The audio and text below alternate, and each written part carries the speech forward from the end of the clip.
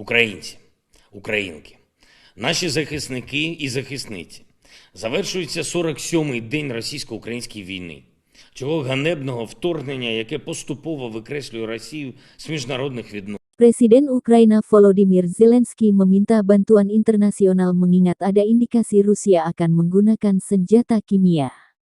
Zelensky mengatakan pada hari Senin bahwa Rusia dapat menggunakan senjata kimia di Ukraina dan meminta Barat untuk menjatuhkan sanksi keras pada Moskow jika terbukti memakai senjata kimia.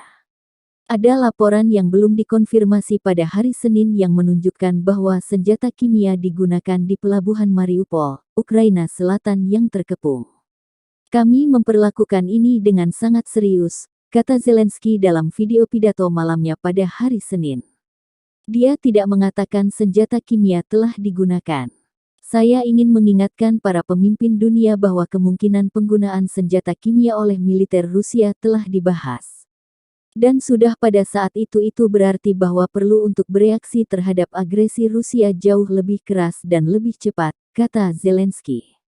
Petro Andriushchenko, ajudan wali kota Mariupol dikutip Reuters, menulis di saluran telegramnya bahwa laporan tentang serangan kimia belum dikonfirmasi. Ia berharap untuk memberikan perincian dan klarifikasi nanti. Sekretaris Pers Pentagon John Kirby mengatakan Amerika Serikat mengetahui laporan tersebut. Kami tidak dapat mengonfirmasi saat ini dan akan terus memantau situasi dengan cermat, kata Kirby. Invasi Rusia telah menewaskan ribuan orang dan membuat jutaan orang mengungsi.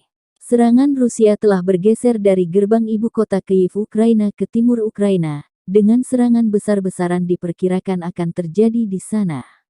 Uni Eropa mengatakan pada hari Senin bahwa lebih banyak sanksi terhadap Rusia adalah sebuah pilihan yang harus diambil. Terima kasih sudah nonton. Jangan lupa like, subscribe, dan share ya.